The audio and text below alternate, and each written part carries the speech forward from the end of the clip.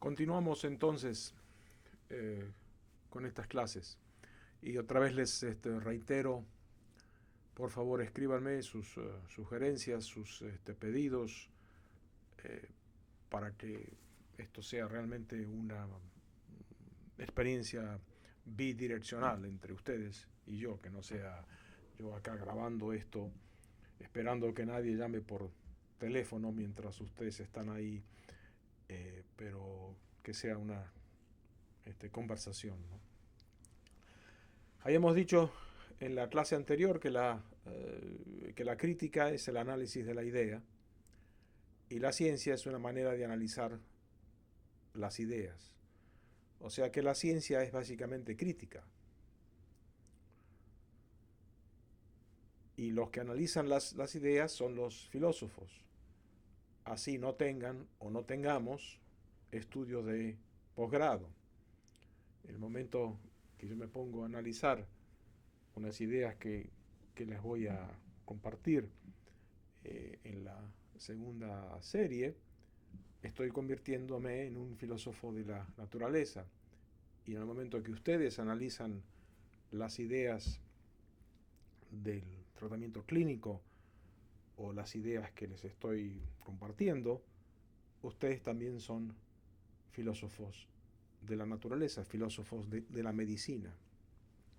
Muchas veces tendemos a asociar filosofía y medicina con la ética médica. Sí, está bien, pero hay un vasto campo de ideas que se escapan a los confines propios de la ética médica. Supuestamente la medicina está más cerca de la química que de la sociología, o eso queremos creer o nos creemos los médicos, ¿no? Eh, y está esa división medio eh, prejuiciosa de ciencias duras y ciencias blandas, ¿no? La matemática, la física y la química. Las ciencias duras, la biología por ahí en el medio queriendo ser una ciencia dura, y luego las ciencias blandas, sociología, psicología, historia, filosofía. Y, y no es así, es decir, unos atrae más la matemática que la sociología muchas veces, porque la matemática es fácil, entre comillas, de entender. Uno la ve ahí, bueno, y maniobra con su mente dentro de ciertas conjeturas y ciertas reglas, mientras que la sociología, wow, es una cosa que no tiene límite, puede caber todo o no cabe mucho en ella. Y hago esta salvedad como para insistir entre lo que crítica de la investigación médica, crítica de ciencia, y así usted criticando un concepto político, un concepto sociológico, un concepto matemático o químico, está haciendo ciencia, y al estar haciendo ciencia está haciendo filosofía. La filosofía es, como dice esta palabra, es el amor a la sabiduría. Es tan filósofo un investigador que está trabajando, sea en el Hospital Lenín Fonseca o en el Berta Calderón, como un investigador que está trabajando en el laboratorio de biología molecular. La, y esto está en relación directa con la pregunta. En un argumento circular, un profesor de clínica médica nos enseñaba allá en Buenos Aires que nadie encuentra lo que no busca y que nadie busca lo que no sabe. Pero eso es diagnóstico clínico por deducción.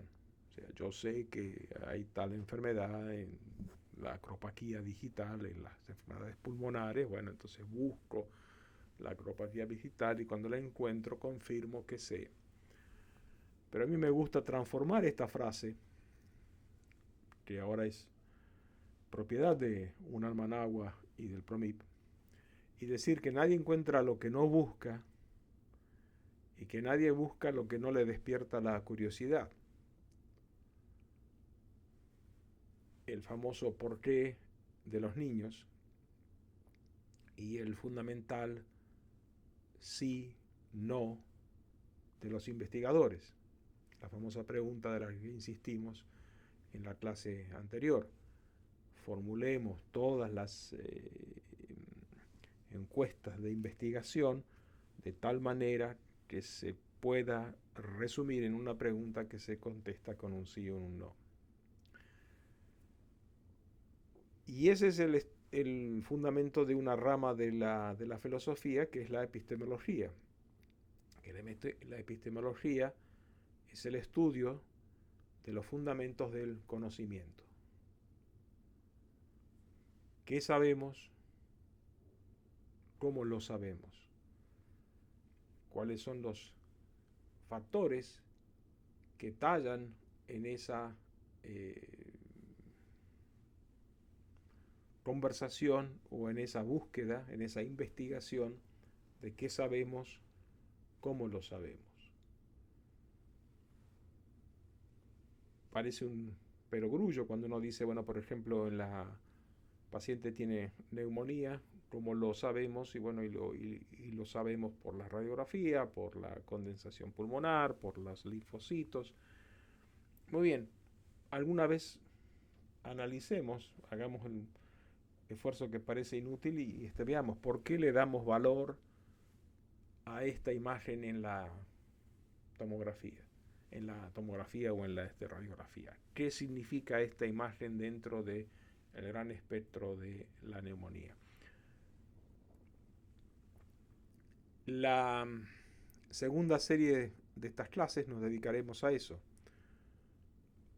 a través justamente de un tema que conozco un poco, pero conozco un poco porque me ha traído siempre la curiosidad, que es la relación del ácido fólico con las enfermedades del tubo neural, que es una verdad de perogrullo, digamos, eso todos lo saben, si no dicen, bueno, pero ¿qué sabemos y cómo lo sabemos? ¿De dónde viene esa idea? Pero eso va para la segunda parte, que es la parte más epistemológica.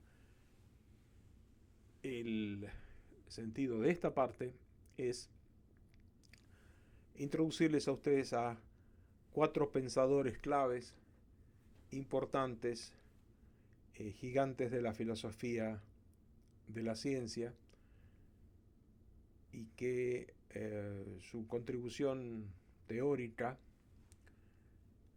ayuda a despertarnos la pasión por preguntar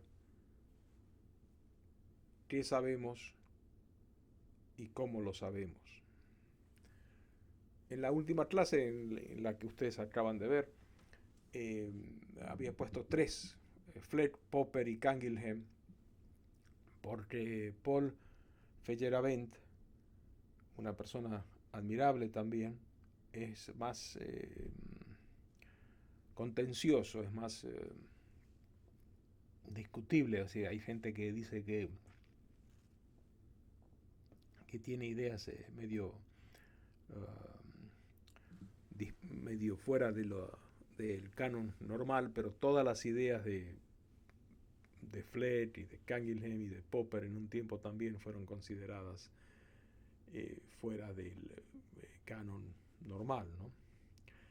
Y finalmente, como les decía, me decidí por el sí, y con justicia, y espero que estén de acuerdo de haberlo incluido y sigamos esta conversación. El más importante, a mi manera de ver, y está puesto ahí primero, es, y no es por orden de aparición y menos alfabético, todos trabajaron en grandes pedazos del siglo pasado, del siglo XX, a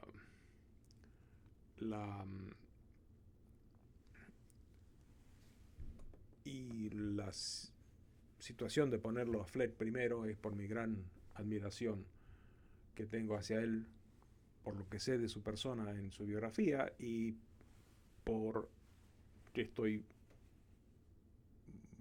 más de acuerdo con él que con los otros, pero todos los otros, inclusive Canguilhem, que está segundo en mi apreciación personal, segundo casi a la par, todos tienen contribuciones del otro. Esto no es que Ludwig Fleck es de una escuela que se opone totalmente a la otra. Todos están integrados y incluidos y todos se alimentan entre sí. Este Fleck nació en 1896, murió en el 1961 y la razón de poner las fechas para decirle son individuos contemporáneos. El gran trabajo de él es, y el único libro que escribió realmente, escribió una serie de artículos que se han compilado, pero el libro de él, que lo escribió en 1935, tiene ese hermoso título que es La génesis y el desarrollo de un hecho científico. Lo publica Alianza Editorial. Estoy en comunicación con Alianza Editorial para que si no lo reedita, que me consigan unas cuantas copias, aunque sean antiguas, aunque sean de segunda mano, para crear dentro de la UNAM una biblioteca de filosofía de la ciencia. La vida de este Fleck también fue interesante y que nos debe de estimular a los aspirantes a ser filósofos, porque él fue básicamente un médico. Él trabajó de médico toda su vida. Él se salvó la vida por ser médico. Él empezó a trabajar con un especialista en tifus en Polonia. Él nació en Polonia, estudió en Polonia, era polaco. Y cuando vino la invasión nazi de Polonia, es decir, obviamente lo mandaron al ghetto. Y en el ghetto él empezó a seguir trabajando en inmunología. Él era básicamente inmunólogo y empezó a tratar de buscar una vacuna contra el tifus, contra la fiebre tifoidea, que se llevaba por delante a muchos soldados de los dos lados de la trinchera y sobre todo en el hacinamiento del ghetto y mucho más en los campos de concentración, el tifus se cobraba muchas vidas. Y los alemanes, cuando se enteraron que él tenía estos ciertos avances, lo sacaron del ghetto y lo pusieron en un campo de concentración, en Auschwitz primero, en Buchenwald después, pero con la tarea específica de que buscara una vacuna contra el tifus. En un hermoso libro histórico se cuenta cómo Fleck los engañaba a los alemanes diciéndole que ya merito tengo la vacuna, espérese una semanita, espérese otra, y así lo mantuvieron con vida, casi como el cuento de Sherezada, y también él tuvo la satisfacción de no haber ayudado al esfuerzo bélico alemán dándole una vacuna contra el tifus. Fue liberado en el campo de concentración en 1945, estuvo casi año y medio, de diciembre del 43 hasta el 45, tiempo largo. Y bueno, trabajó en Polonia, después emigró hacia Israel por el antisemitismo predominante que había en la sociedad polaca de entonces. Y falleció joven, como ven ahí, a los 64 años. Hoy en día el Ludwig Fleck Prize, o el premio Ludwig Fleck, se da para el mejor libro en estudios de ciencia y tecnología de la Sociedad de los Estudios Sociales de la Ciencia. ¿Qué decía Fleck? Fleck decía que la creación del conocimiento, o sea que la bendita pregunta, es una práctica social que depende del fenómeno observado, del observador y del caudal del conocimiento en la sociedad de esa época. Vayamos a la historia de Semmelweis y la fiebre puerperal. Quizás la he mencionado previamente. Hacemos un breve paso poniendo énfasis en la contribución de Fleck a este asunto. ¿Se acuerdan que en el hospital público de Viena, el hospital más grande que había en en la capital del Imperio Austrohúngaro. Se atendían las personas, las embarazadas,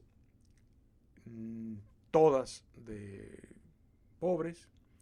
Había 2 salas, sala 1 y sala 2, ahí lo ven en la imagen amarilla. La mortandad por fiebre puerperal en rojo era mucho mayor que la mortandad por fiebre puerperal en la sala 2. Había mortandad en la sala 2, pero no era tan grande como en la sala 1. Entonces Semmelweis, que era húngaro, pero era parte del Imperio Austrohúngaro, digamos, se pone a cargo con otros colegas a tratar de ver por qué esta diferencia. Entonces hablan de factores ambientales, factores telúricos. La idea no era tan descabellada como nos parece ahora. El hospital atendía a los pobres, lo hacía gratuitamente a cambio de servir como material de estudio y entrenamiento de los estudiantes. El acceso de los elementos de higiene personal no era fácil en las clases sufridas del imperio y no había mucho presupuesto para mantener las salas limpias, y de ahí que el hedor de las mismas fuera intenso. Esta suposición fue refutada por simple lógica, afectaría a las 2 salas por igual, estaban juntas.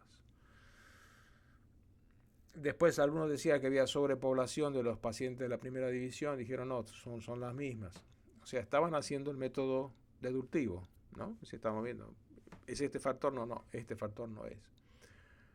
Después una comisión nombrada por las autoridades enfatizó que las pacientes de la primera división eran revisadas por los estudiantes y estos realizaban maniobras menos sutiles o más torpes que los profesores. Semmelweis refutó diciendo el daño anatómico del parto en sí mismo es mayor que las maniobras de los estudiantes. Además de la segunda división, los pacientes son atendidas por comadronas, quienes supuestamente tienen menor nivel de entrenamiento que los estudiantes. De todas maneras, la comisión recomendó reducir el número de estudiantes en la primera división. La mortandad bajó un poquito, pero a los meses subió a niveles más altos que nunca. Entonces, en la sala 1, el parto era atendido por médicos y estudiantes. En la sala 2 era atendida por comadronas. Después pensaron el efecto psicológico del cura pasando por la primera división rumbo a otra sala para administrar la extrema unción. Ante la visión del cura, las parturientes se asustaban y se volvían propensas a morir. Y créanme o no, parece que se le pidió al cura, esto está contado por Semmelweis en un libro muy interesante, se le pidió al cura que cambiara su rutina, pero obviamente no se observaron cambios. Y también Semmelweis observó que las pacientes en la primera división durante el parto estaban en posición supina, mientras que en la segunda división del parto se completaba con la paciente en decúbito lateral. Se probó la hipótesis, pero no hubieron cambios en la mortalidad de la primera división. Fíjense, dicen, bueno, muy bien, ¿qué tiene que ver esto con Fleck? Las pacientes de la sala 1, inclusive esta mortandad era tan conocida entre las parturientas en Viena, que sabían que había un ritmo de internación. Creo que, digamos, lunes, miércoles y viernes se internaba en la 1, martes y jueves y sábado en la 2 y domingo aleatorio. Algo por el estilo. Pero tanto es así que si la parturienta sabía que si iba para el hospital la iba a tocar la sala 1, prefería demorar el parto o apurar el parto para que le tocara la sala 2 o directamente parir en la calle. Semmelweis inclusive observó de esto que las que parían en la calle tenían menos mortandad que las de la sala 1 o las de la sala 2. Siguen analizando y siguen estudiando. Acuérdense, todavía no había la teoría bacteriana, pero se estaban comiendo, en sentido figurativo, como decimos en el sur, se estaban tragando la diferencia más grande que había entre la sala 1 y la sala 2. Y la diferencia más grande eran los médicos. En la sala 1 el parto lo hacían los médicos, en la sala 2 el parto lo hacían las comadronas. Pero no solamente en el parto que lo hacían los médicos en la 1, sino que los médicos hacían autopsia antes de revisar a los pacientes. Y eso que era, es decir, Salta, no era obvio. Es decir, los mismos médicos no se veían a sí mismos como factor de enfermedad. Semmelweis empezó a investigar esto en 1841 más o menos, pero en 1843 acá en los Estados Unidos, o sea que no había quizás posibilidad de comunicación o de información porque estaba cruzado el Atlántico, otro idioma, otra. Oliver Wendell Holmes, un importante médico norteamericano y humanista y más conocido porque fue padre de un juez de la Corte Suprema, también un gran intelectual liberal de Estados Unidos. Oliver Wendell Holmes dice, quizás somos los médicos y las enfermeras el factor de la enfermedad, ¿no? Tanto es así que un médico de la época, un obstetra de la época, dijo que si tenía una persona querida que iba a tener un niño, él prefería que lo tuviera en un establo y no en un hospital. Pero así todo, Wendell Holmes es ridiculizado por Charles de Lucena-Mates, y Charles de Lucena-Mates es el padre de la obstetricia, uno de los padres de la obstetricia, no solamente de Estados Unidos, sino mundial. Y Charles de Lucena-Mates dice, no, los médicos son caballeros y los caballeros tienen las manos limpias. Frederick Treves, un famoso cirujano británico, famoso anatomista británico, el creador prácticamente de la cirugía de la apendicectomía o el propulsor y las apendicectomías que se hacen ahora bajan un poco o se derivan un poco de las contribuciones que hizo Treves. Treves decía que eso de andar con la limpieza, de andarse limpios era una cosa que mostraba o demostraba debilidad de carácter. O sea, Ludwig Fleck lo que dice, hay un fenómeno observado, que es la muerte de las pacientes, hay un observador, y el caudal de conocimiento en la sociedad en esa época y los prejuicios de la sociedad en esa época. ¿Y qué sucede? Un día Semmelweis está de vacaciones en Venecia, el individuo del extremo derecho allá arriba, en la imagen de la fotografía, el individuo ese es un médico, Kolechka, participa en una autopsia, se corta el dedo y presenta todos los síntomas típicos de la fiebre puerperal: linfangitis, adenitis, peritonitis, pleuresía, meningitis y finalmente fallece.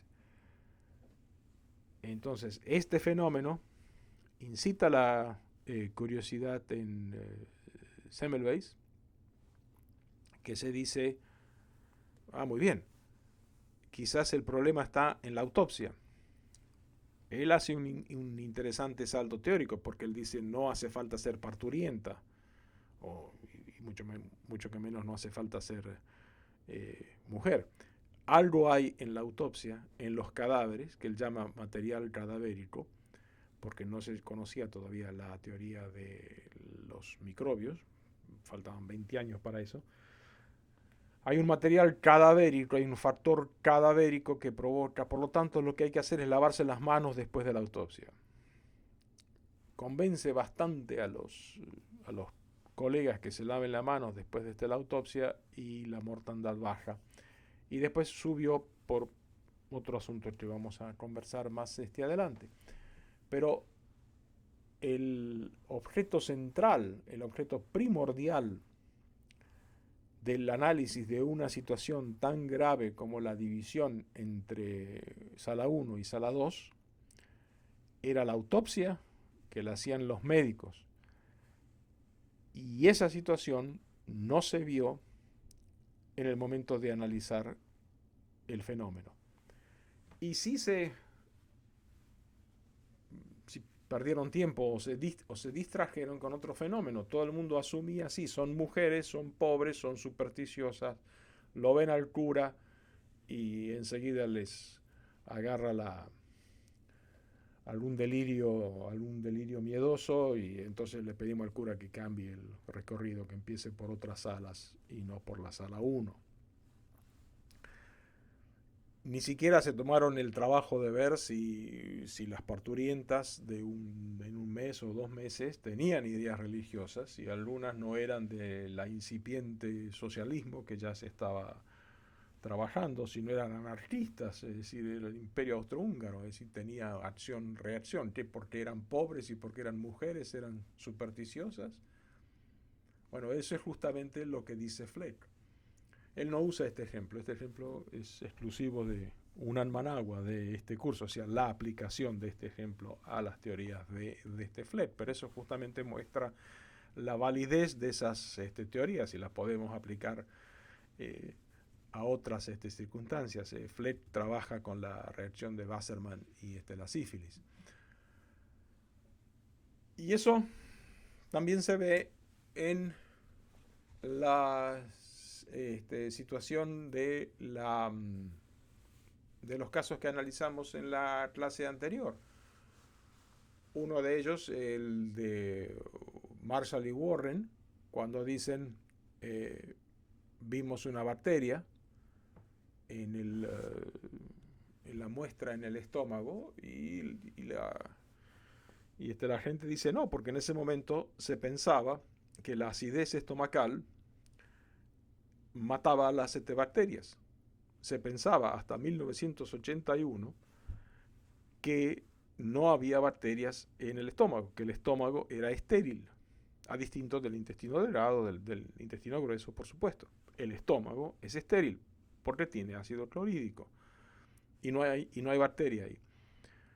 Cuando Steele y Jones presentan o muestran las pseudomonas, dicen, bueno, sí, puede ser contaminación, demostramos que no es contaminación. Y lo mismo pasa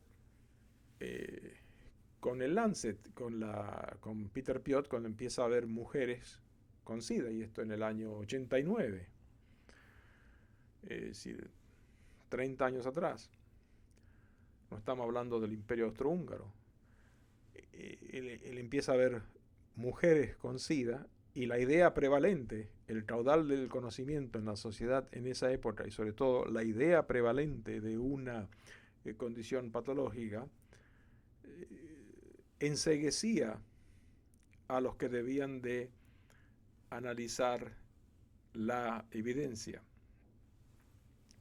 No es que el individuo venía y decía, Piot o Marshall y Warren, cualquiera de esos, venían y decían mañana van a descender extraterrestres con una cura para esto. Bueno, eso sí, estos decían, estamos viendo mujeres con esta enfermedad, estamos viendo bacterias en el estómago.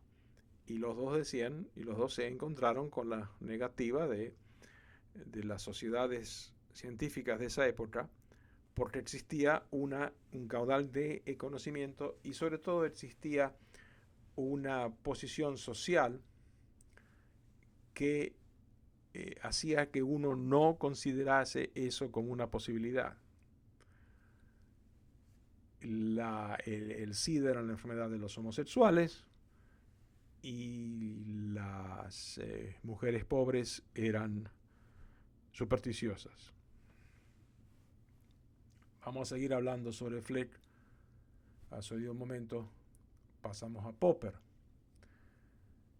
Popper dice que cada teoría y el diagnóstico es una teoría, espera ser refutada. Teoría inclusive vuestro diagnóstico de neumonía. Y de ahí el título de su obra principal, que está ahí, Conjeturas y refutaciones. Todo el método de él es un método deductivo. Si las enfermas son supersticiosas, entonces cambiamos la superstición, en fin, todo es un método deductivo. Pero usando otra vez el ejemplo de Semmelweis, Aplicando la teoría de este Popper se ve que sí. Él dice, cada teoría tiene que ser falsificada, tiene que estar expuesta a ser derrotada o a ser olvidada en algún momento de la vida. Fíjense, Semmelweis tiene la teoría de un factor cadavérico. Bueno, ya nadie habla del factor cadavérico, hablamos del estreptococo piógeno.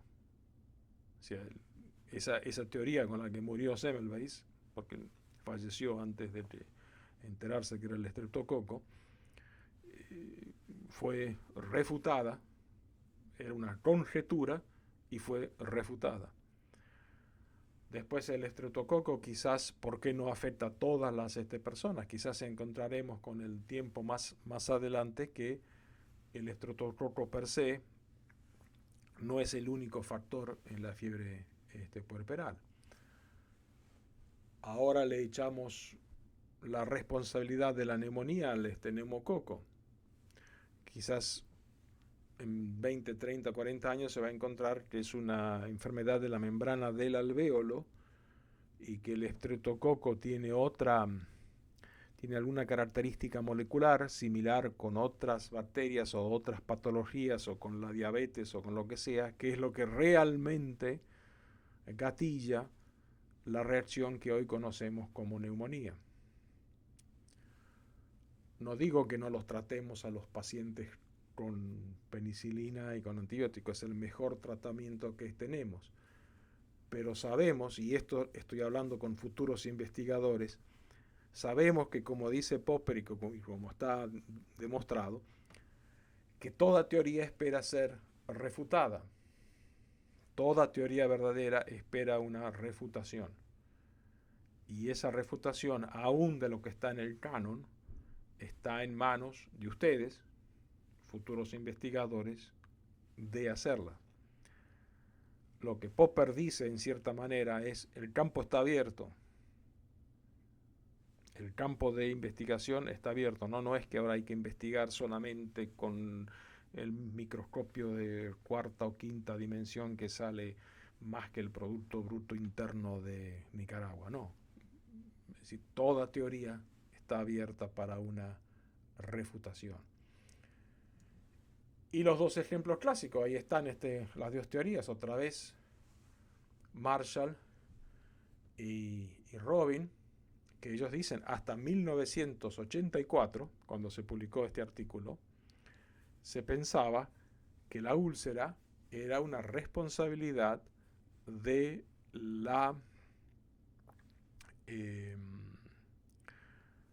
del estrés y de la acidez del estómago. El paciente tenía úlcera y lo mandaban al psicoanalista o le daban un tranquilizante. Había frases que quizás ustedes escucharon de sus padres o algunos de ustedes que le escucharon a ustedes este problema me va a dar una úlcera. Y lo mismo de darle leche y antiácidos a los pacientes. Lo mismo pasó con las enfermedades de las 4H. Hubo una refutación, finalmente se aceptó que la transmisión del SIDA afectaba a ambos sexos, que ambos sexos estaban expuestos a la transmisión sexual, obviamente no por transmisión por transfusión de sangre, que eso ya se sabía. Cuesta un poco pensar hoy en día que alguna vez la teoría del virus del HIV va a ser refutada como factor de enfermedad en el SIDA. Bueno, acá uno puede decir que la teoría de Popper no es tan absoluta, lo que es una forma de refutación. La teoría de Popper también es una conjetura que espera ser refutada, lo mismo que la de Fleck y que la de cualquier otro. Yo todavía creo, entre las dos formas de pensar, que la de Popper va a ser más refutada que la de Fleck. Yo creo que la de Fleck, que la sociedad influye en la manera en que nos formulamos las preguntas que queremos responder, es una teoría inamovible, como que sol sale por un lado y que se pone por el otro. Y terminamos esto entonces con porque Canguilhem va a la tercera clase, con Feyerabend. Feyerabend también también vivió y trabajó en el centro del siglo pasado. Su gran libro también está traducido al castellano y por una editorial importante, por Ternos, es Tratado contra el Método. ¿Qué dice Feyerabend? Feyerabend propone un anarquismo epistemológico. Feyerabend propone y dice, muchachos, no hay método en la ciencia, nos encontramos con las cosas, la vamos viendo cómo le hacemos. Es decir, Feyerabend cree que la ciencia es como el béisbol, que juegan los muchachos o los equipos de ligas menores. Es decir, ahí vamos a ver, el entrenador está sobre todo para decir quién juega, pero no hay mucha ciencia en eso, ¿no?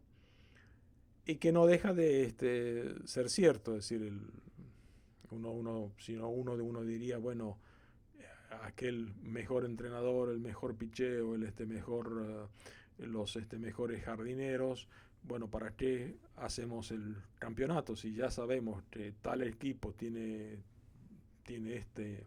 este valor numérico en la calidad de sus jugadores, démosle el campeonato a ellos y listo. Y no, y el campeonato se juega, y a veces pasa que el equipo que apenas llega a los que se le dicen los playoffs es el que se acaba ganando a todos los otros, ¿no? Es decir, ahí está el Barcelona de Messi, que cada tanto le dan una buena felpeada. El Liverpool el año pasado y este año están que no levantan, y es el mejor equipo, el que tiene... Bueno, eso es lo que dice Feyerabend, que hay un anarquismo epistemológico. El caso de Kolechka, es decir, toda la gente estaba perdida, que si el cura, que si esto, que si lo otro, que si telúrico, más qué sé yo, se mueren las mujeres. Y no, Kolechka viene y tiene la desgracia de cortarse el dedo, o sea, y eso abre la puerta al descubrimiento de la prevención de las enfermedades de las fiebres puerperales, y eso abre el descubrimiento a que hay que lavarse las manos cada vez. Fíjese, usando Popper y Feyerabend, Semmelweis propone que hay que lavarse las manos después de la autopsia, antes de revisar a las pacientes, pero lavarse las manos una vez. Y una vez llega de casualidad una señora que ya está infectada, que ya tiene el estreptococo en el cuello uterino. Los médicos que la revisan ya se lavaron las manos después de la autopsia, pero la revisan a esta señora y se infectan de nuevo y se contaminan. Y revisan a todas las otras señoras después, y el número de 11 en total, todas fallecen, inclusive la primera portadora. O sea, se lavaron la mano después de la autopsia, pero no se lavaron la mano después de la primera señora, que ya estaba infectada. Entonces, de esa manera anárquica, si se quiere, por la casualidad, dice, no, hay que lavarse las manos cada vez que vemos a un paciente. Y eso sigue hasta hoy, y es como diría Feyerabend, ha sido un anarquismo epistemológico. El caso de Marshall y Warren. Marshall y Warren consiguen un fondo de este dinero para investigar 100 muestras de biopsia gástrica y demostrar que sí hay bacterias en la muestra. En las primeras 30, nada crece, no hay bacterias. El laboratorio allá en Perth cultivaba por 48 horas y después desechaba la muestra. Llega Semana Santa, colectan una muestra el jueves, los laboratoristas la ponen ahí en las cápsulas de Petri, Viernes Santo, sábado, domingo, llegan el lunes y zapatum, ahí está el Helicobacter pylori, porque el Helicobacter pylori necesita más de 48 horas para crecer. Si esos fondos que ellos les dieron para investigar 100 hubieran empezado desde Semana Santa hasta diciembre, quizás estaríamos hoy con la misma duda.